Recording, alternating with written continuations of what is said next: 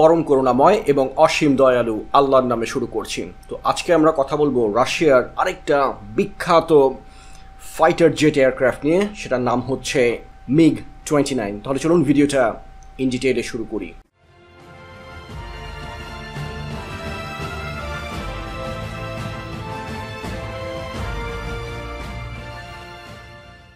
So MiG-29 প্রথম ওর maiden flight সম্পন্ন করে হচ্ছে অক্টোবর মাসের 6 তারিখ 1977 সালে, এবং এটা রাশিয়ান এয়ারফোর্সে সংযুক্ত হয় হচ্ছে 1982 সালে।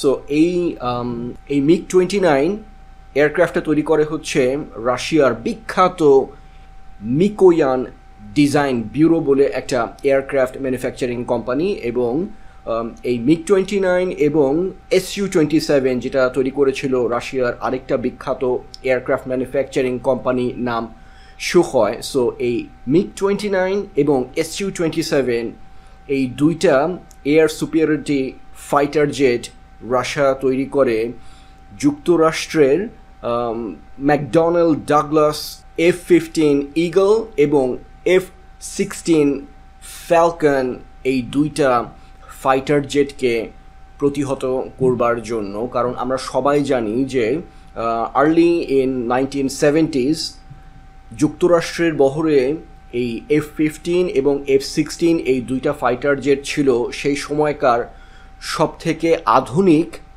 যুদ্ধবিমান, এবং এই যুদ্ধবিমান দুটা রাশিয়ার একটা কনসার্ন হয়ে যায়, যার কারণেই রাশিয়া প্রথমে Su-27 এবং পরবর্তীতে MiG-29 দৃশ্যপটে নিয়ে আসে এই দুটা থ্রেটকে কাউন্টার করবার জন্য। এই MiG-29 হচ্ছে একটা dual jet engine fighter jet, এবং এর ইঞ্জিন নিয়ে বিস্তারিত আলোচনা আমি একটু পরে করব। সো এই MiG-29 ফাইটার জেটের দুইটা ভ্যারিয়েন্ট রয়েছে, একটা হচ্ছে MiG-29K এবং আরেকটা হচ্ছে MiG-29M।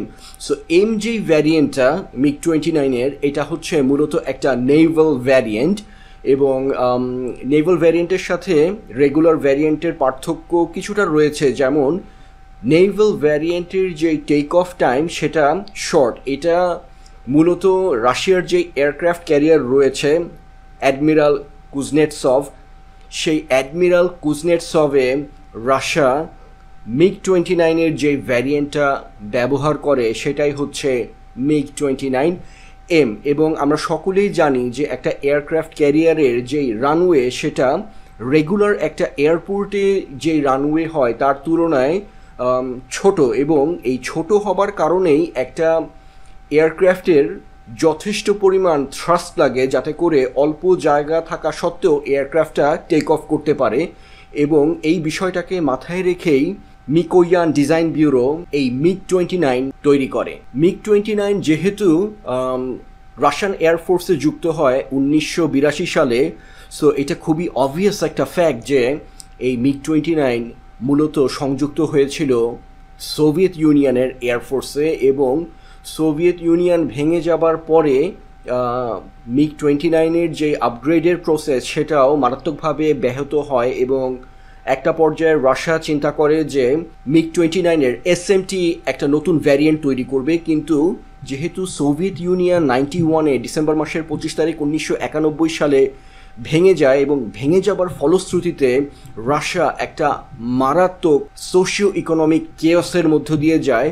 সো কোনো রকম আপগ্রেড প্রসেসই বাস্তবায়ন করা সম্ভব হয় না। সো যাই হোক, বর্তমানে MiG-29-এর তিনটা ভেরিয়েন্ট রয়েছে, এবং সেগুলো হচ্ছে MiG-29M, MiG-29K এবং MiG-35, যেটা হচ্ছে একেবারে latest variant of Russia's legendary MiG-29।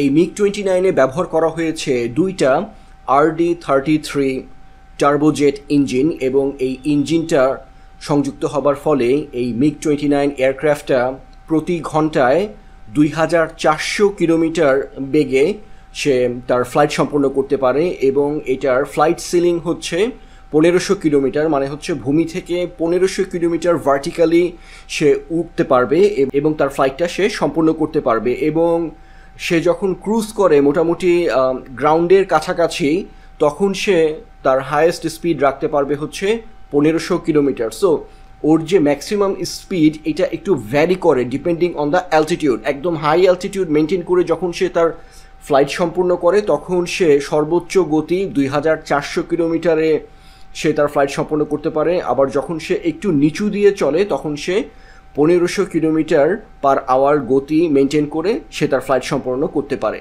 MiG-29-এ ব্যবহার করা হয়েছে দুটা R-27 medium range air two air missile, এবং এই R-27-এর দুইটা ভ্যারিয়েন্ট রয়েছে।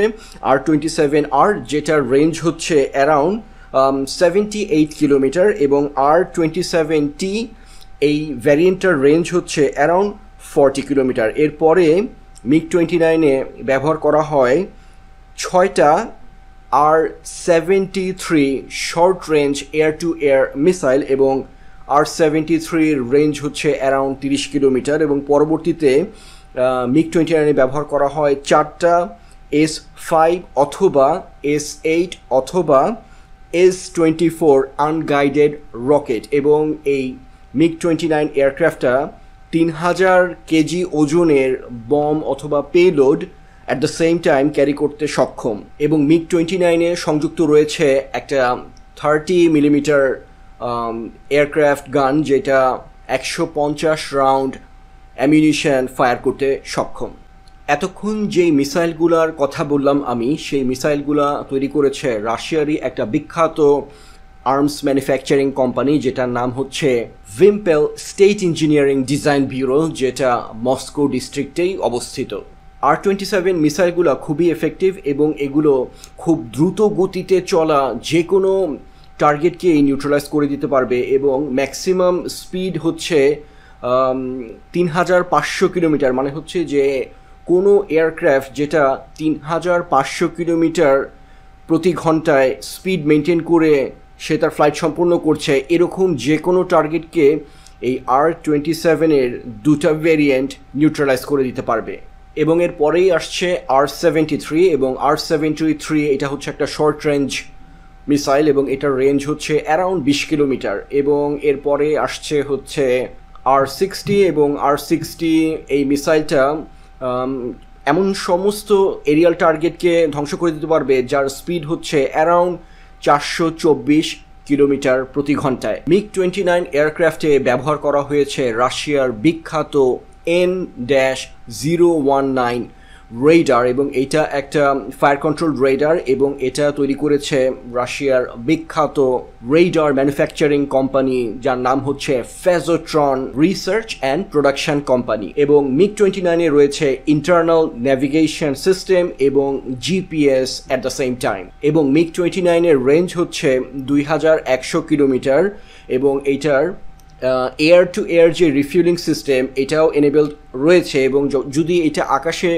রিফিউল করে তার ট্যাঙ্ক, তাহলে এই যে 2100 কিলোমিটার রেঞ্জ এটা অবভিয়াসলি ডাবলে অথবা ট্রিপলে পরিণত হয়ে যাবে। মানে যতক্ষণ পর্যন্ত প্লেনটা তার ট্যাঙ্ক রিফিউল করছে ততক্ষণ পর্যন্ত সে মোটামুটি আনলিমিটেড একটা মাইলেজ কভার করতে পারবে বলে ধারণা করা হয়। সো এই ছিল রাশিয়ার বিখ্যাত MiG-29 ফাইটার জেট এয়ারক্রাফটের ইতিবৃত্তান্ত। এবং আপনারা শুনলে অবাক হবেন যে এই MiG-29 কিন্তু রাশিয়ার সবথেকে বেশি এক্সপোর্ট করা ফাইটার জেট এয়ারক্রাফট, এবং বিভিন্ন সূত্র হতে জানা যায় যে পৃথিবীর 30টা দেশের এয়ারফোর্স রাশিয়ার তৈরি এই MiG-29 এয়ারক্রাফট ব্যবহার করে, এবং এর মধ্যে আমাদের বাংলাদেশও রয়েছে।